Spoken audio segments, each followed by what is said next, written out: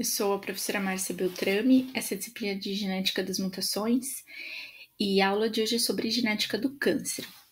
Então, para a gente começar a falar sobre o câncer, a gente primeiro precisa fazer uma diferenciação entre mutações germinativas e mutações somáticas. As mutações germinativas são aquelas que nós normalmente falamos quando falamos de mutação, que são as mutações que são possíveis de serem transmitidas para as próximas gerações. Isso porque elas ocorrem nas células germinativas, ou seja, nos gametas, no espermatozoide ou no óvulo, e elas são as mutações que no embrião vão estar presentes em todas as células. Então, o novo indivíduo vai ter essa mutação em todas as células do seu corpo desde o nascimento. Mas hoje nós vamos falar sobre câncer e sobre isso nós vamos falar principalmente sobre mutações somáticas, que são as mutações que podem ocorrer em qualquer outra célula do corpo, exceto os gametas. Essas mutações, elas não são possíveis de serem transmitidas para as próximas gerações, mas elas são sim estáveis e elas são possíveis de serem transmitidas para a progênie de células, né, durante a divisão celular, que no caso seria a mitose, né? A gente está falando de células somáticas. E essas células, então, todas dessa linhagem, né, que descendem dessa célula mutada, vão também ter essa mutação. Claro que isso vai ficar restrito ao indivíduo onde essa mutação se originou, né? Então não vai ter impacto reprodutivo no caso, mas vai ter um possível impacto que vai ser o desenvolvimento de um câncer. Então, as células no nosso organismo, né, células somáticas, elas normalmente têm um ciclo de vida onde elas se diferenciam, né, totalmente a partir de células-tronco, que podem ser células-tronco adultas, né, que têm a capacidade de se diferenciar dentro de um tipo celular específico, né, mas não em qualquer célula do organismo, como uma célula-tronco embrionária. Mas essas células, elas ficam por um determinado tempo desenvolvendo suas funções, né, dentro do tecido específico. E esse tempo varia de tecido a tecido, mas chega um momento que elas, elas envelhecem e elas entram em uma morte celular programada, que a gente chama de apoptose. Então, a célula realmente morre e ela é reposta, né, a partir da divisão celular, novamente, por aquelas células-tronco. Então, isso é um processo normal dos tecidos, né? E isso tem que ser mantido de uma forma regulada para que o mesmo número de células que surjam por divisão celular também seja o mesmo número de células que morrem, né, por essa morte regulada. Então, dentro disso, tá tudo normal. E o câncer, na verdade, ele surge de mutações em células somáticas, né? E esse processo, então, essa homeostase celular, ela é quebrada no momento que essa mutação surge.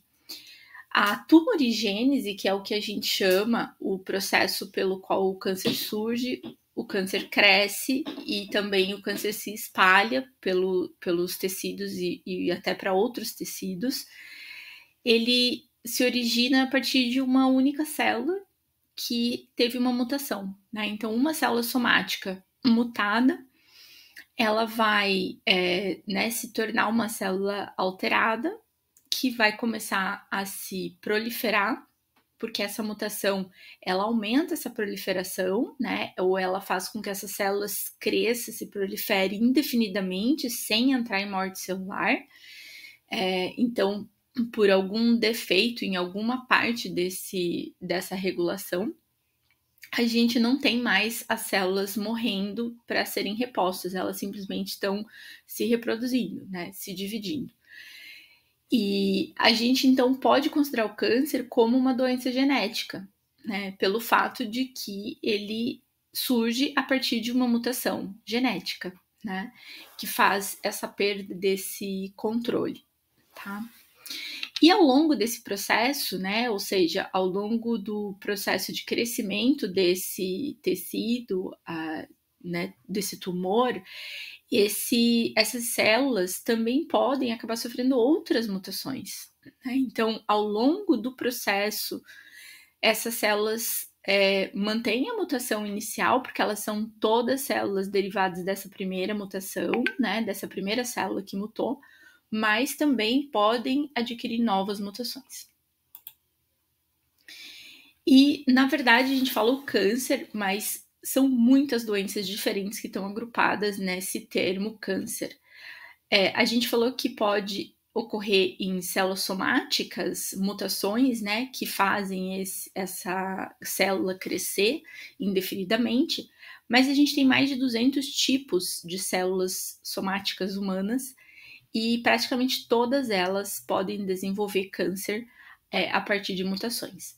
Então, nós temos vários critérios para dividir, para categorizar essas células, né, como alguns exemplos que estão aqui. Cada tipo de célula, basicamente, recebe um nome para o câncer que é desenvolvido a partir daquela célula em específico, daquele tecido em específico. Carcinomas são uma denominação que se usa para células epiteliais, né, em cavidades e glândulas do organismo. Então, quando se desenvolve um câncer nessas células. Sarcomas são cânceres desenvolvidos do tecido mesenquimal. Melanomas são cânceres desenvolvidos dos melanócitos, que são células que produzem a melanina, né, o pigmento da nossa pele. Retinoblastomas são cânceres de células em divisão na retina ocular. Neuroblastomas são cânceres de neurônios periféricos imaturos. Glioblastomas são cânceres da glia, né, no cérebro. Linfomas são cânceres que são originados de tecidos que dão origem a células linfóides, ou seja, eles são tumores, né, cânceres líquidos, né, pela circulação. Leucemias também são líquidos, mas são tecidos que dão origem a células do sangue. Então, todos esses tipos de câncer, né, eles podem ocorrer, e muitos outros também. E a gente tem diferentes nomenclaturas para diferentes partes desse processo da tumorigênese. Quando inicialmente começa, né, ocorre uma mutação e começa um crescimento anormal das células, daquele tipo celular, daquele tecido, isso já é caracterizado como um neoplasma, que é um novo crescimento de células, né, um crescimento anormal. Mas não necessariamente isso é um problema ou isso é caracterizado como uma doença. Já o tumor é quando esse neoplasma realmente vira um problema, né? Quando ele é uma doença, então ele é um tumor. E o tumor não é sinônimo de câncer, tá? O câncer é um termo que é utilizado só para tumores que têm habilidade de invadir tecidos vizinhos. Então, se esse tumor está bem restrito dentro de uma área, dentro do tecido, sem invadir outros tecidos, ele está bem, né, compactado, ele é um tumor, mas ele não é caracterizado como câncer. O câncer, além de invadir os tecidos vizinhos, né, ele pode também ter a capacidade de metástase. Metástase é o que a gente está vendo aqui nessa imagem, onde a gente vê um tumor primário, né, que é derivado de uma primeira mutação que se originou em uma célula e começou esse crescimento, né, iniciou a tumorigênese, e esse primeiro tumor, ele acaba tendo a capacidade de invadir o tecido e as células desse tumor se soltam, né, e vão chegar até a circulação, né, então vão poder circular pelo corpo, migrar pelo organismo através da circulação até outros órgãos e tecidos. E vão colonizar um órgão diferente de onde surgiu esse tumor e desenvolver, então, um tumor secundário em um outro órgão, né? Isso é o que a gente chama de metástase. É importante dizer que não é um novo câncer, né? Mas é o mesmo câncer com a mesma mutação daquele tumor primário. Então, essa capacidade já faz com que o câncer seja um câncer considerado maligno, né? Porque a diferença de um câncer maligno e benigno está na capacidade do câncer de invadir e causar metástase, né? De se espalhar. Então, quando ele é maligno é porque ele realmente tem essa capacidade. E a gente falou que o câncer é uma doença genética, né? Mas ser genético não significa ser hereditário. A gente falou que é genético porque surge a partir de mutações em genes, né? Mas a maioria dos cânceres não é hereditário. Né? O que a gente está falando com isso? Esses cânceres são esporádicos, que é a classificação que a gente tem para um câncer que acontece aleatoriamente em uma ou em poucos membros de uma família. Normalmente são pessoas mais idosas, né, de idades mais avançadas, e são cânceres de qualquer tipo, assim, aleatório, né? Que é muito diferente do padrão de câncer hereditário, que também é um tipo de câncer que existe, mas é bem menos frequente, né, conforme a gente pode ver aqui. E que, na verdade, o câncer hereditário é caracterizado pela ocorrência de câncer em vários casos na mesma família, e ele é devido a mutações que são herdadas, né? Ou seja, mutações que estão na linhagem germinativa, que são passadas, né, de geração a geração, aumentando o risco dos portadores dessa mutação de desenvolverem o câncer.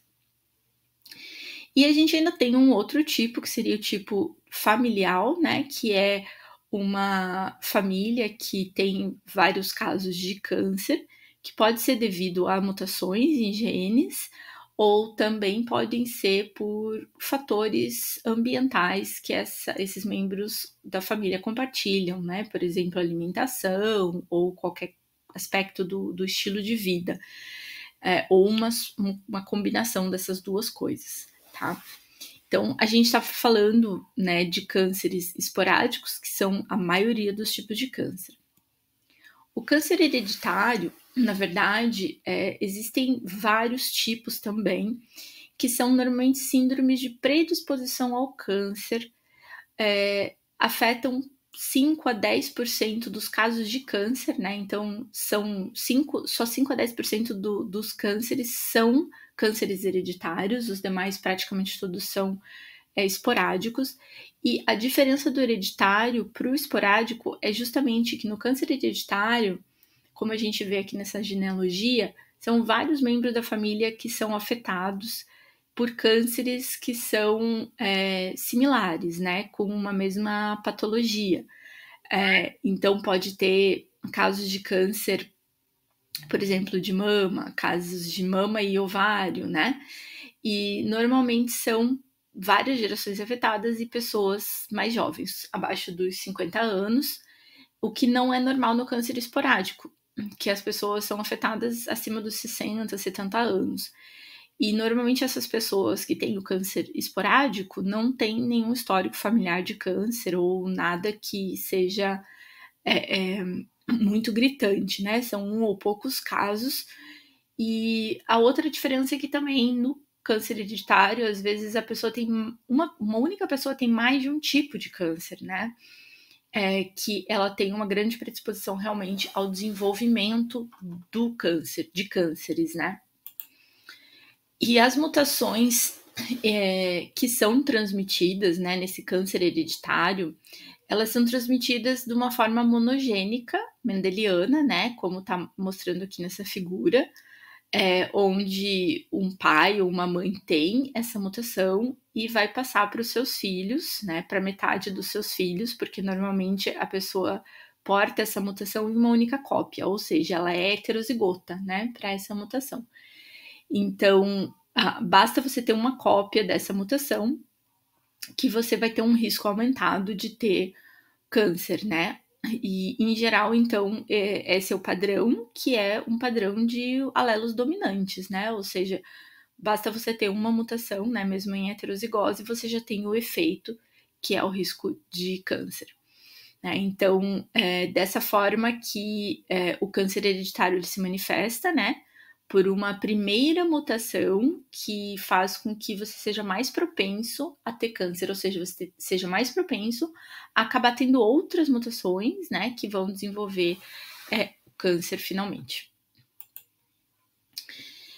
Cânceres também podem, né, ser induzidos por vírus, né? Isso é bem conhecido no câncer de colo de útero ou câncer cervical, que é causado pelo HPV, né, que é o papiloma vírus humano. E nesse caso, o vírus infecta as células epiteliais do cérvix, do uterino, né, que é o que está mostrando aqui na imagem, nessa parte, né, nessa área aqui do útero. E a gente também tem informações, né, de que esse vírus ele demora muitos anos para desenvolver esse câncer, né? Então não é uma infecção e imediatamente em seguida já um câncer desenvolvido, e nem é todas as pessoas que têm esse vírus que desenvolvem o câncer. Na verdade, é uma pequena parcela, uma mínima parcela das pessoas que são infectadas pelo papilomavírus. O vírus integra o genoma do hospedeiro, né? Então, o genoma das células ali do epitélio. E ao longo do tempo, isso pode levar ao desenvolvimento de mutações que desenvolvem, então, né, o câncer. Então, iniciam essa tumorigênese. Além da inserção do DNA no genoma, né, humano, a gente ainda tem o vírus causando uma resposta inflamatória nesse tecido, que através da criação de radicais livres facilita também o surgimento de outras mutações. E com o tempo, o acúmulo de mutações pode acabar levando ao desenvolvimento do câncer de colo de útero. Então, a gente tem um exemplo, né, bem conhecido, mas existem vários outros vírus também que infectam outros órgãos e tecidos que também podem causar uma resposta inflamatória e imunológica também, que vai acabar também propiciando o maior número de mutações nesse tecido que podem levar ao desenvolvimento do câncer, né? Isso acontece, por exemplo, com os vírus de hepatite, que, né, ao longo do tempo também podem levar, aumentam o risco, né, do desenvolvimento de câncer. Além do câncer de colo de útero, o papilomavírus humano também está envolvido em um maior risco, né, de câncer de cabeça e pescoço, e realmente, né, aumenta o risco de mutações nessas regiões. Bom, sobre os tipos de mutação que podem causar câncer, o principal tipo são as mutações de ponto, né? As mutações de ponto, como vocês já sabem, são aquelas mutações que são de sequência, envolvem curtas sequências de DNA, e então podem ser trocas de base, substituições, né? Mas também podem ser deleções ou inserções pequenas, de 1 até 20 pares de base. Essas mutações são as mais comuns de acontecer, levando ao câncer. Nas mutações de troca, de substituição, né, de bases, a gente pode classificar elas em transições e transversões. Só lembrando, né, que as transições são alterações entre purinas e purinas, ou pirimidinas e pirimidinas.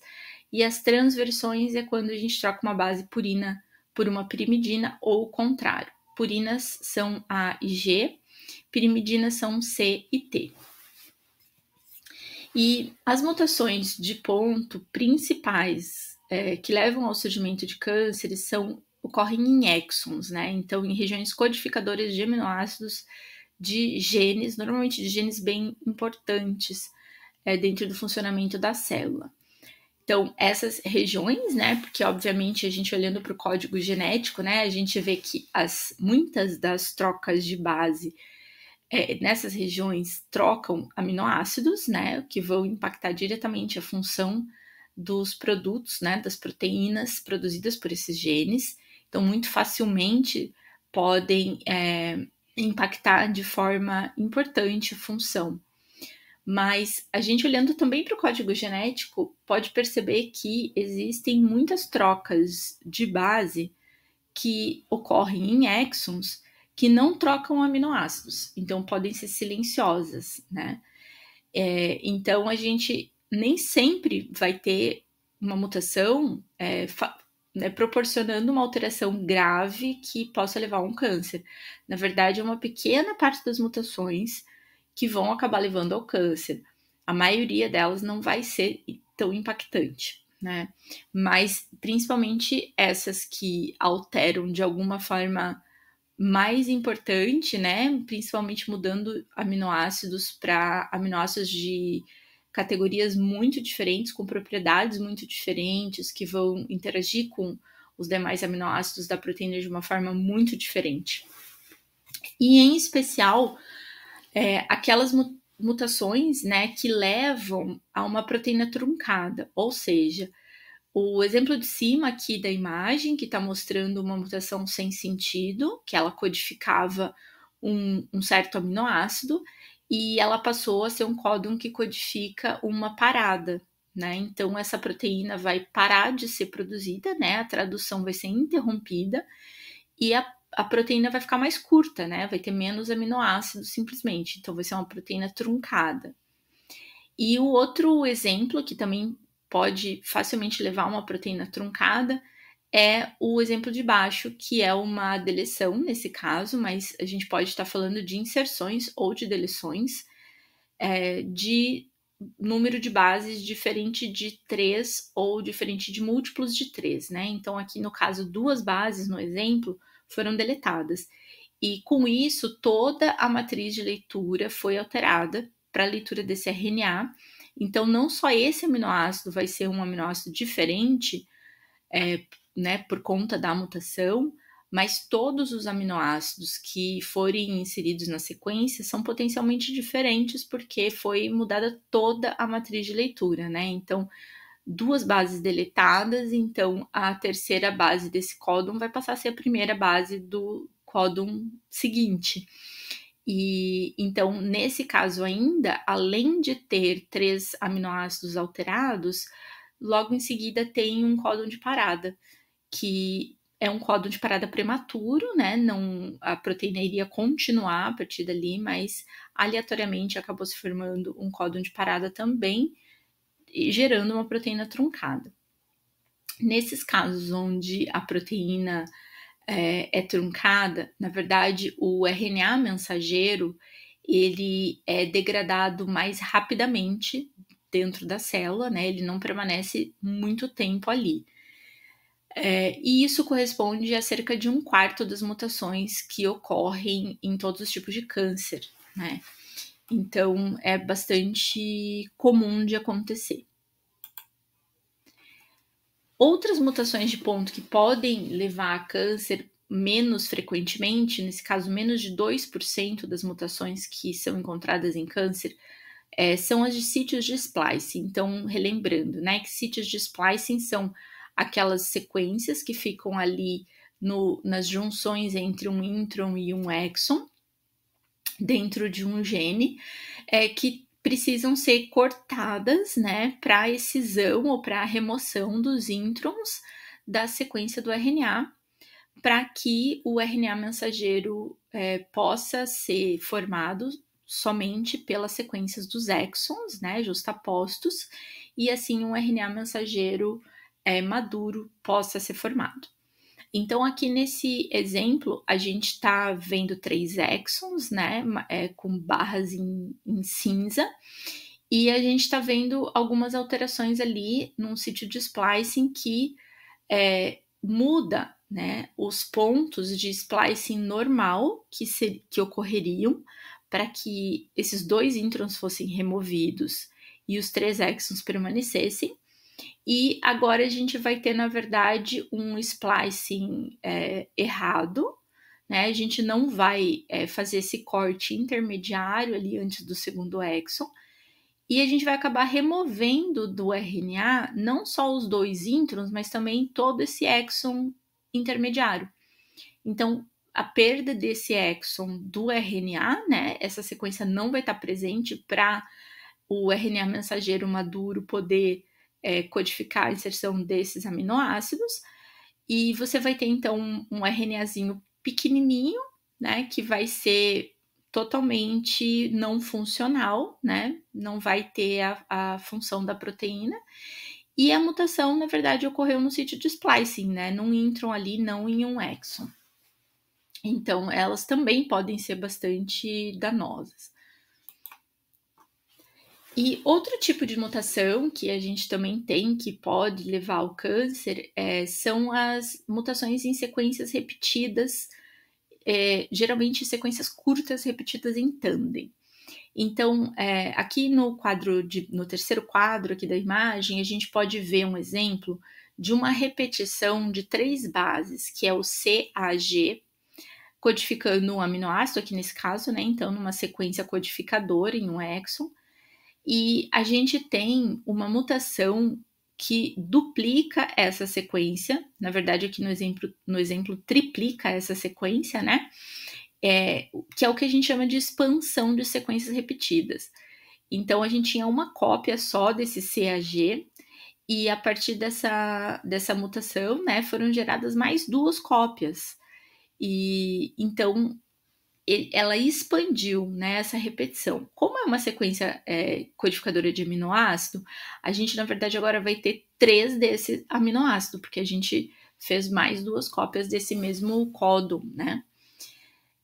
Por que isso acontece? Né? Então, a mutação de escorregamento de fita, que é o que a gente chama esse tipo de mutação, na verdade é um erro de pareamento que acontece durante a síntese do DNA pela DNA polimerase, né? Então a enzima está, digamos assim, percorrendo a fita e, né, produzindo a fita complementar, mas ela chega num ponto onde ela tem uma sequência repetida.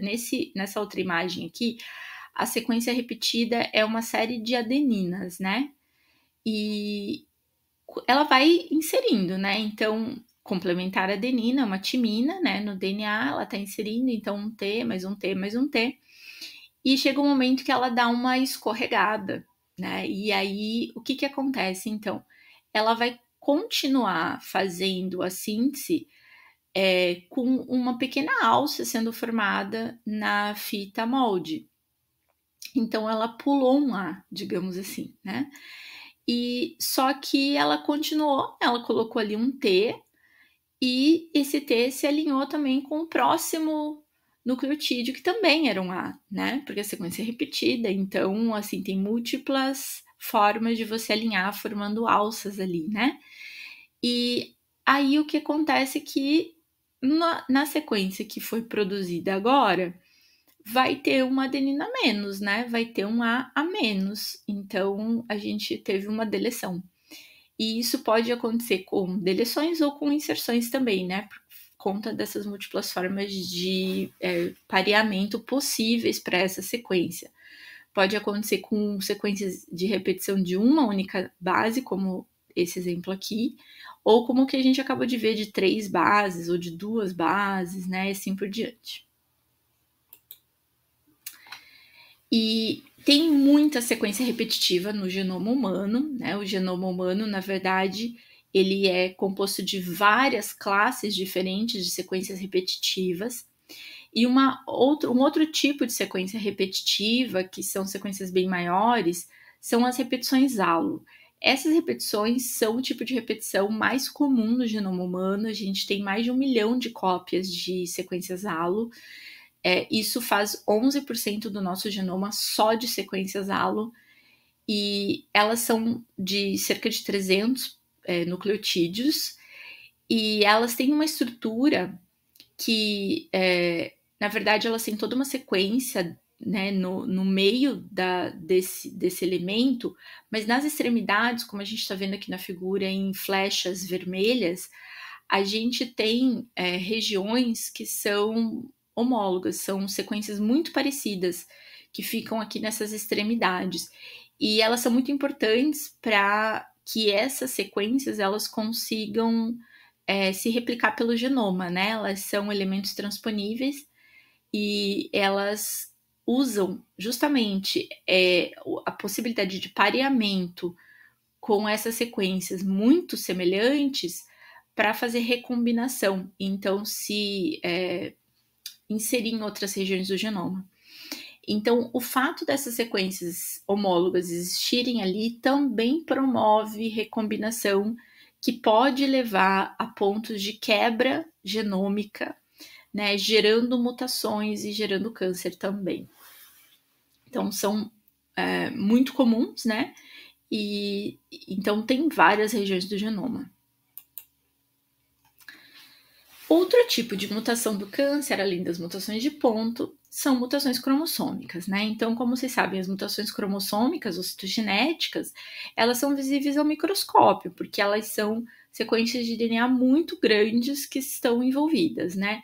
Envolvidas em translocações, inversões, deleções, inserções, né? Todo tipo de quebra. E aqui nessa imagem a gente está vendo uma translocação recíproca, no caso, que está ocorrendo entre o cromossomo 4 e o cromossomo 20, duas extremidades, né, desses cromossomos, e eles estão trocando esses fragmentos de uma maneira recíproca, né, ou seja, a gente não perde nenhuma sequência de DNA, nem ganha nenhuma sequência de DNA no genoma, a gente só troca elas de posição. E um tipo de translocação que é muito recorrente em câncer é o cromossomo Filadélfia. Ele foi denominado assim, né? Ele foi um tipo de translocação que é encontrada em 95% dos pacientes que apresentam a leucemia mieloide crônica, né? Então, esse tipo de câncer, ele inicia, né, com essa mutação, que é uma translocação entre os cromossomos 9 e 22. Nessa imagem, a gente está vendo uma fotografia, né, dos cromossomos todos da célula com a marcação do gene BCR e do gene ABL, né? E a gente pode ver que eles existem separados, né? Mas ali eles estão juntinhos, ali onde está aplicando, onde a gente está apontando a flecha. Então, o gene BCR, né, de Breakpoint Cluster Region, né, que ele está localizado nessa região que tem muitas quebras, e o gene ABL, que foi descrito, né, um vírus de leucemia. E ele também, esse cromossomo Filadélfia também é encontrado em leucemia linfocítica aguda.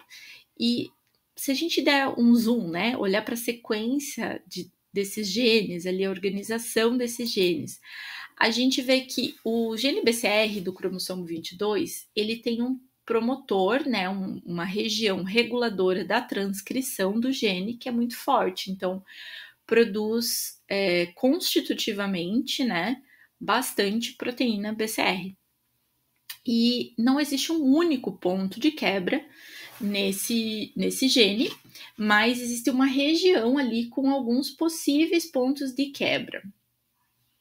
E já o gene ABL fica no cromossomo 9, ele sim é um proto-oncogene. É um proto-oncogene, né, que é um gene que, quando mutado, ele vai ser um oncogene, e um gene que vai desencadear o câncer, e ele tem um ponto de quebra específico dentro do gene.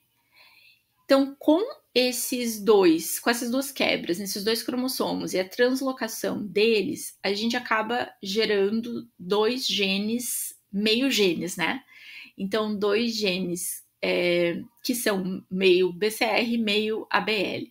E especificamente o que fica no cromossomo 22, derivado do cromossomo 22, né? Ele é o BCR-ABL.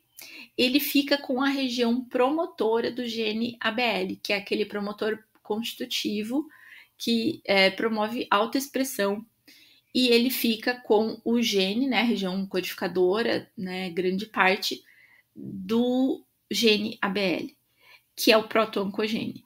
Então, esse gene fusionado, ele acaba produzindo, né, um produto que é oncogênico, que vai levar ao desenvolvimento do tumor, que, na verdade, tem um domínio catalítico da enzima tirosina quinase. Então, quando essa proteína é formada, são várias formas diferentes, né? 3 formas diferentes da proteína de fusão BCR-ABL. Ela pode ter 3 tamanhos diferentes, dependendo de onde foi o ponto de quebra no gene BCR. Isso interfere no curso da doença, porque a proteína menor, de 190 kilodaltons, ela é uma proteína muito mais ativa. E então a doença não tem período de latência, E então isso só é encontrado na leucemia linfocítica aguda. Inclusive pode ser utilizado até como um diagnóstico da doença, né, encontrar essa proteína de fusão BCR-ABL de 190 kilodaltons. E depois você tem outras duas proteínas, que são 210 e 230, que tem um período de latência menor ou maior, tá? Da leucemia mieloide crônica. Bom, segundo o próprio, né, conceito ali do câncer, a gente sabe que tem muitas coisas que influenciam no desenvolvimento das mutações. Então, são fatores ambientais, né, que estão relacionados aí à predisposição ao câncer. E o maior deles, o mais estudado, o mais bem conhecido, certamente, é a associação entre fumar cigarro, né, então o fumar o tabaco e desenvolver o câncer de pulmão, né? E é ainda um carcinógeno, né? Um fator que desencadeia câncer, que é dependente de dose. Quer dizer, quanto mais você fumar, mais risco de câncer de pulmão você tem. Então, os fumantes, em geral, têm 10 vezes mais risco de morrer de câncer de pulmão do que uma pessoa que não fuma. Na verdade, só 5 a 10% dos cânceres de pulmão eles ocorrem em não fumantes, né? Em pessoas que não fumam, nunca fumaram. Então, a maioria dos casos realmente já são em fumantes. E pessoas que fumam muito, né? Uma grande quantidade de cigarros por dia, elas podem aumentar esse risco ainda em 15 a 25 vezes.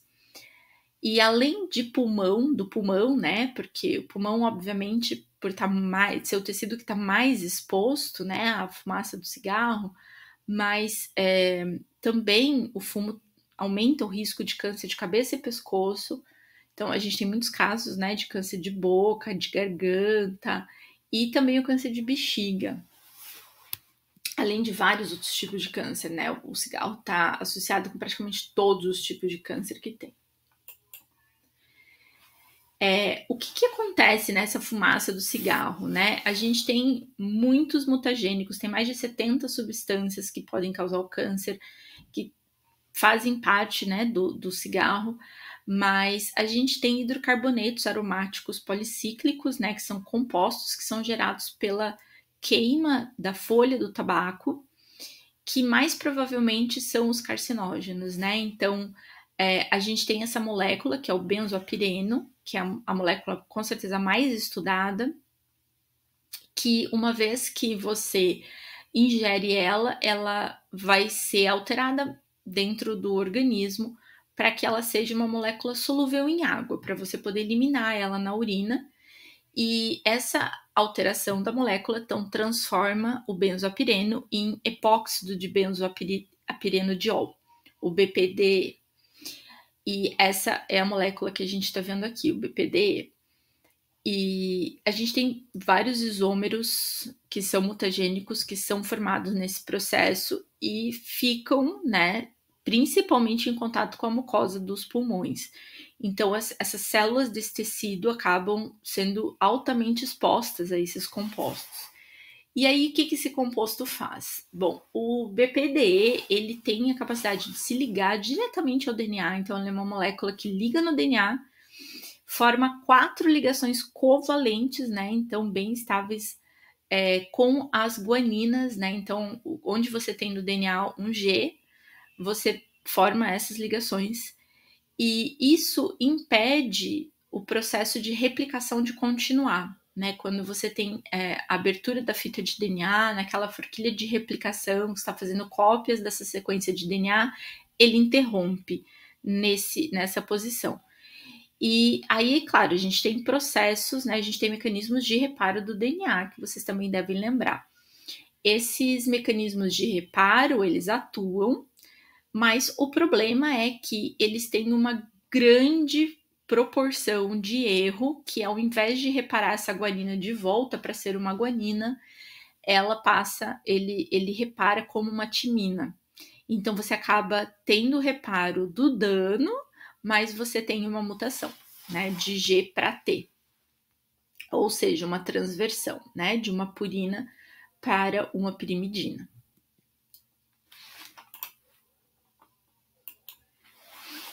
Outro fator de risco, né, para o desenvolvimento de câncer, que é bastante conhecido, é a radiação ultravioleta, né? É você se queimar no sol.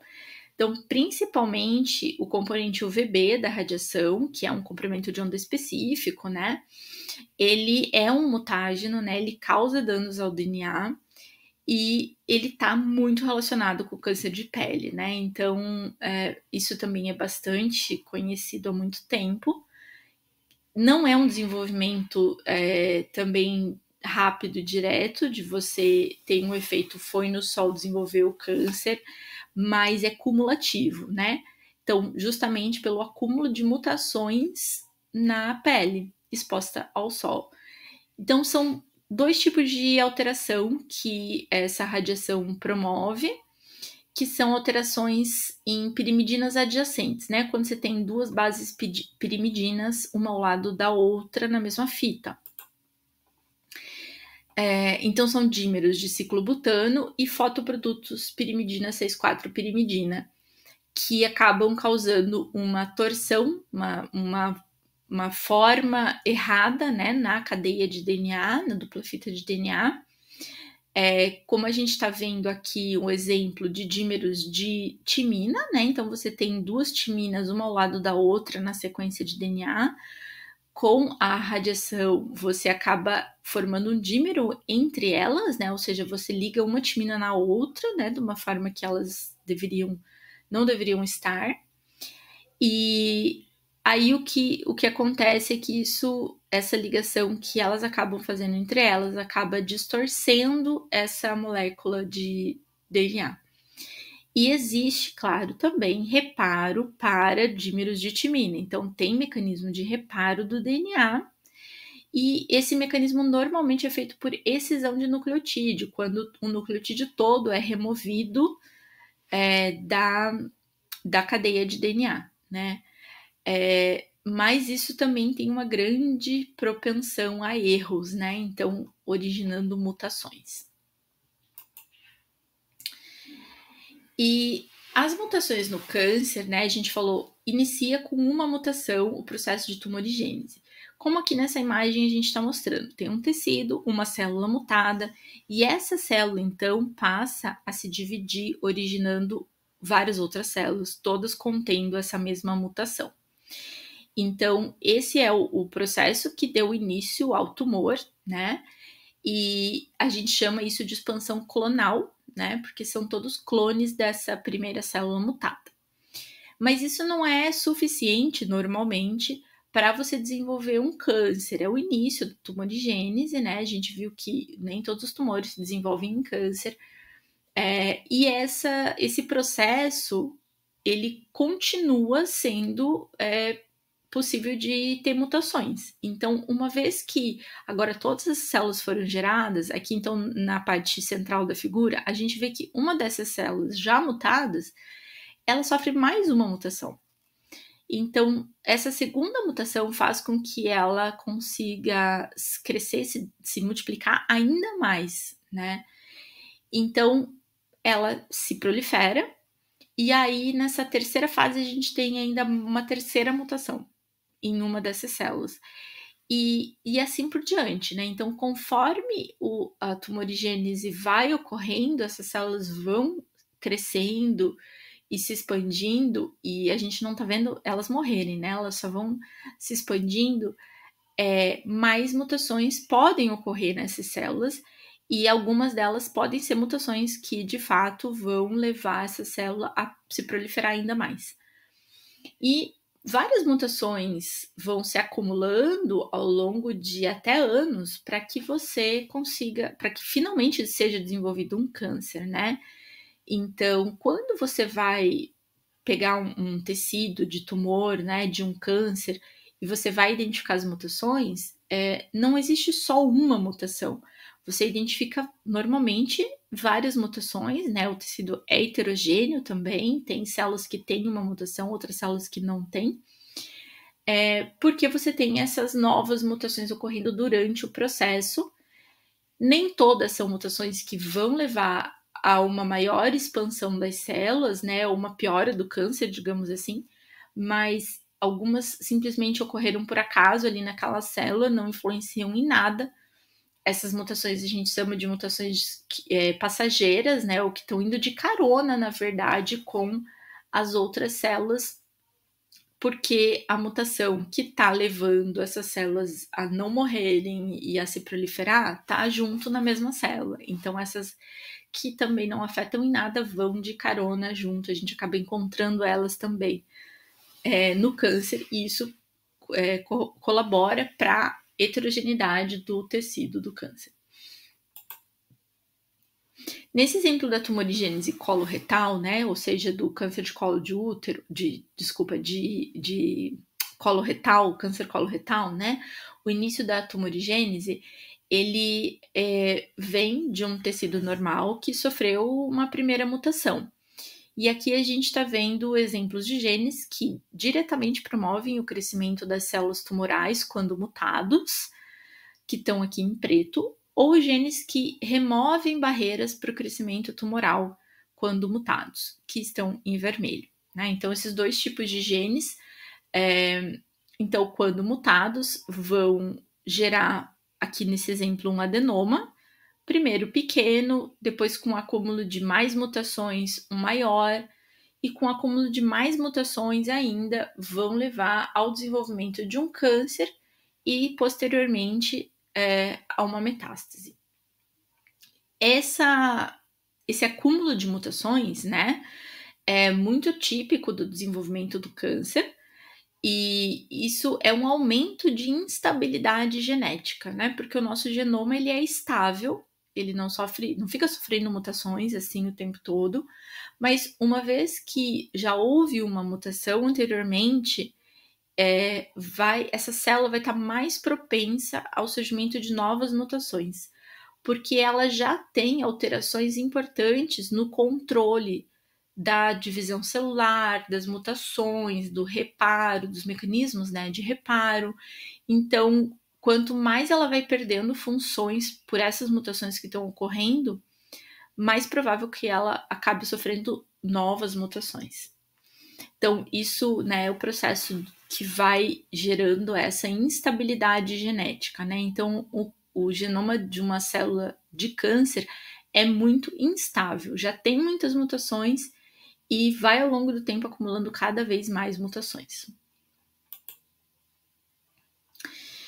E são diversas mutações, né, do que a gente está falando, né, e quando a gente pergunta assim, mas que genes que são mutados no câncer, né, a gente viu alguns genes ali no exemplo do câncer coloretal, mas as mutações que ocorrem, que são, que desenvolvem, né, os tumores, elas são em diversos genes, mas que normalmente são genes que fazem o controle ou a regulação do ciclo celular, da proliferação mesmo das células, né? Ou seja, da divisão celular.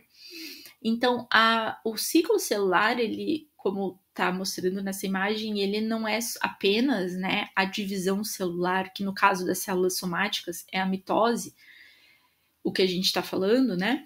Mas tem outras fases também. A célula não fica o tempo todo em mitose se dividindo, né? Então, ela tem um período que ela simplesmente fica produzindo as proteínas que são necessárias para desempenhar as funções daquele tecido celular, daquele tipo celular específico, e ela, né, não está se dividindo, mas e nem replicando o seu DNA, né? Ela está simplesmente com os seus genes sendo expressos, né, apresentando as suas funções.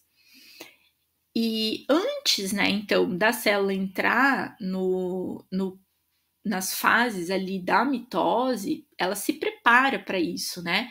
Então, ela tem uma fase onde ela precisa fazer realmente a replicação, que é fazer essa cópia de todo o seu genoma para depois poder se dividir em duas células, né? Então, ela tem que sair dessa fase onde ela estava exercendo suas funções para uma fase onde ela vai parar e vai replicar o seu DNA. E depois que terminar essa replicação, ela tem que entrar, né? Replicou uma vez, acabou, ela tem que entrar numa fase agora onde ela vai crescer, né, expandir mesmo, para que ela possa se dividir em 2 células, né? E aí sim, quando ela já estiver pronta para isso, né, com seu DNA e com todo o seu conteúdo, aí ela vai entrar na mitose propriamente dita, que são aquelas fases que a gente já conhece, né, onde ela vai organizar os seus cromossomos, né, compactar, parear, dividir eles certinho, um para cada célula, e a gente vai ter daí a formação de 2 células filhas, né, ao final dessa mitose. Então, é todo um ciclo que são várias fases, vários processos que ocorrem, né, dentro de cada fase, e tudo isso tem que ser muito bem regulado e controlado para que a célula só se divida, né, para repor aquelas células que estão morrendo naquele tecido. Então, quando a gente perde qualquer parte desse controle, né, isso pode levar ao desenvolvimento de um tumor. E outro momento que é muito importante para as células, né, para evitar o desenvolvimento de tumores, é justamente o reparo do DNA durante a replicação. Então, quando a célula está replicando o seu DNA, erros vão acontecer. Não tem como não acontecer os erros, mas os mecanismos de reparo do DNA têm que estar ativos, né, para poder reparar esses erros. E na maioria dos casos a gente não tem nenhuma mutação. Mas quando a gente tem falhas justamente nos mecanismos de reparo, isso vai estar muito mais propenso a mutações, né? Então é muito mais fácil você acabar desenvolvendo um câncer. Então, mutações em genes que controlam o reparo do DNA, né? Os mecanismos de reparo do DNA também são mutações que frequentemente, né, recorrentemente levam a câncer. E os genes, então, que causam os cânceres, né, eles são divididos em 2 grupos de genes, que são os oncogenes e os genes supressores de tumor. Então, a tumorigênese, ela vai ocorrer por mutações que ou ativam oncogenes, né, então a categoria dos oncogenes, quando eles são ativados, eles geram tumor, ou então pela perda de função de genes supressores de tumor. Então, a categoria de genes supressores de tumor, eles estão ativos mantendo a célula livre de câncer. Quando eles perdem a função deles, é que eles deixam de evitar o câncer. Então, são 2 categorias de genes bem diferentes. Então, se a gente olhar para os oncogenes, a gente vai ter genes que a gente chama de proto-oncogenes, que são genes normais, que estão lá regulando algum processo fundamental da célula de crescimento ou de diferenciação dessa célula e estão funcionando direitinho.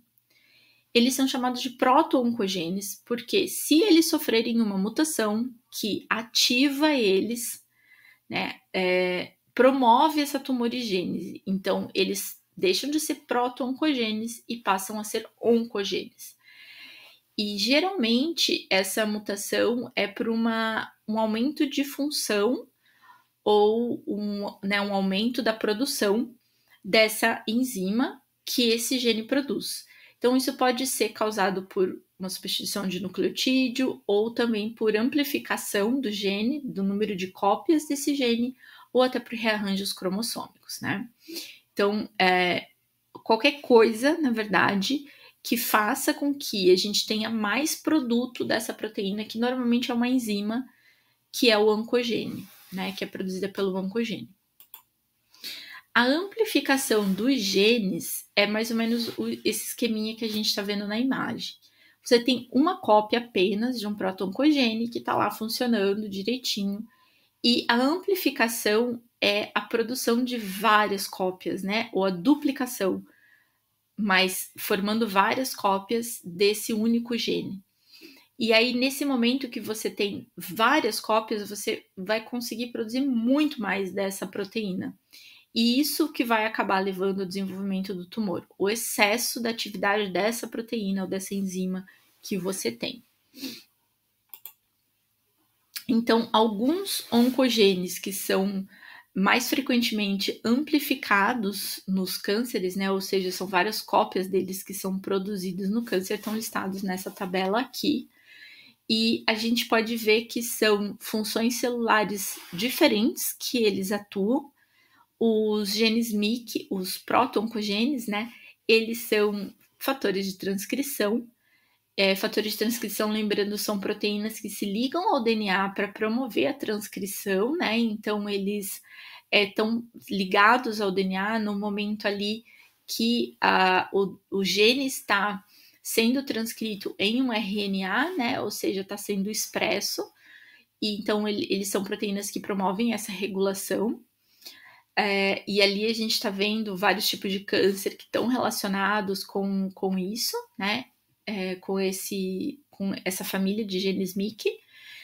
E a gente também tem vários genes ali que regulam o ciclo celular, né? Então, como eu falei, são várias etapas do ciclo celular, que todas elas precisam ser reguladas, né? Então, essa etapa terminou, vai começar a próxima etapa, e tem esses pontos de checagem que a gente chama, que são momentos onde a célula vai conferir, digamos assim, se ela produziu tudo que tinha que produzir naquela fase e está pronta para a próxima, né? Porque senão ela não pode passar.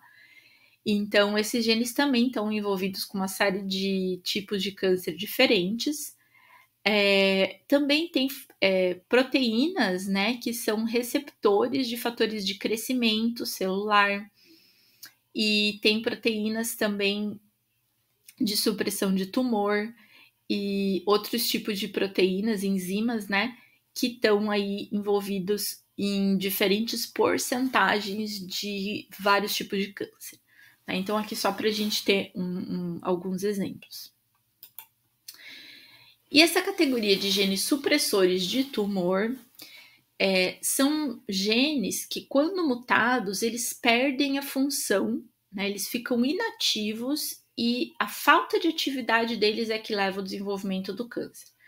Então, eles normalmente também controlam processos celulares muito importantes para a manutenção da integridade genômica, como a regulação da progressão do ciclo celular, mas eles inibem o crescimento e a diferenciação das células. Normalmente, eles regulam a apoptose, ou seja, a morte celular programada, né, promovendo a morte de células que precisam morrer, né, ou que já estão no momento de morte celular ou que estão danificadas e por isso precisam de morte celular.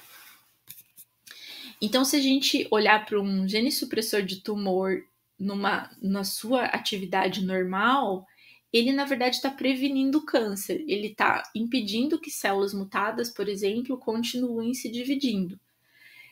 Já quando esse gene está mutado, ele sofre uma mutação, ele para de exercer seu papel, ele para de ter a sua função.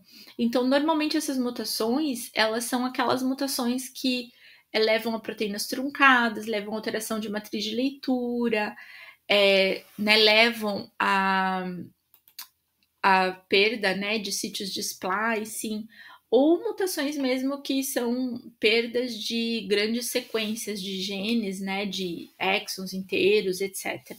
Então, qualquer coisa que leve realmente à perda de função de um gene.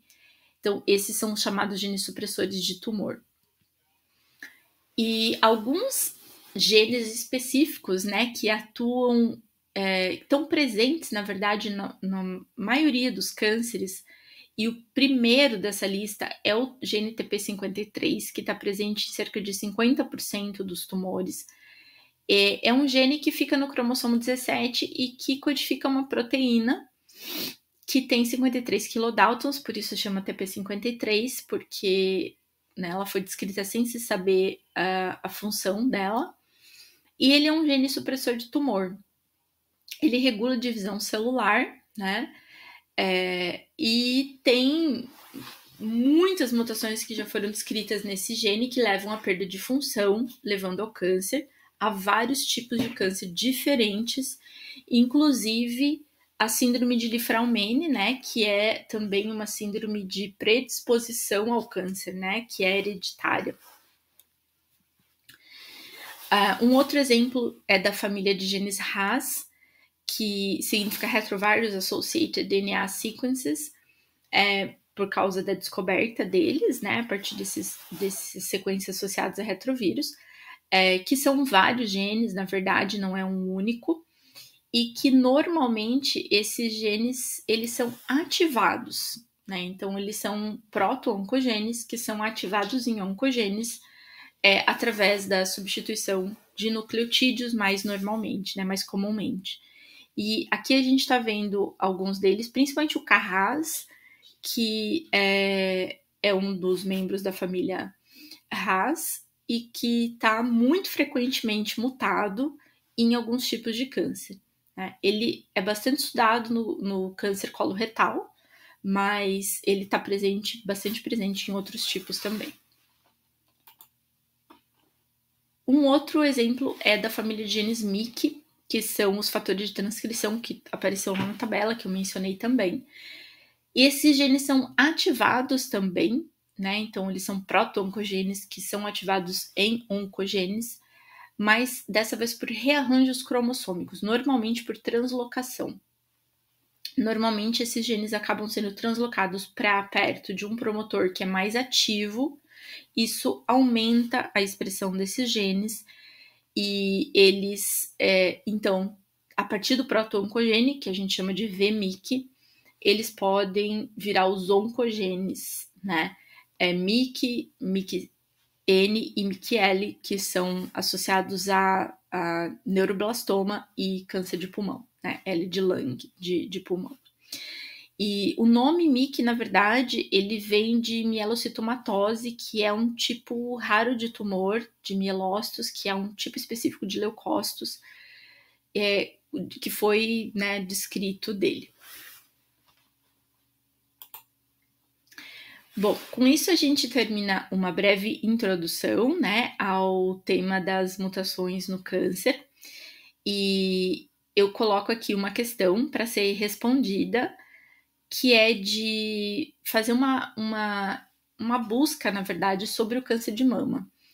E nós tivemos um caso em 2013 que ficou muito famoso na mídia, porque foi protagonizado pela Angelina Jolie, que é muito famosa até hoje, né? Já era muito famosa naquela época, e que fez a remoção cirúrgica das 2 mamas. E eu peço para vocês que, se vocês não lembrarem do caso, né, que vocês busquem as notícias que estão por todo lado na internet sobre esse caso, foi muito noticiado, que para vocês entenderem o que aconteceu com ela, o que levou ela à remoção das mamas, e também para vocês darem uma base científica, né, para essa indicação médica. Por que ela teve que remover as mamas, né, cirurgicamente? Qual era a indicação médica? Para essa base, eu sugiro para vocês a leitura do capítulo 15 do livro Thompson e Thompson, que se chama Genética Médica.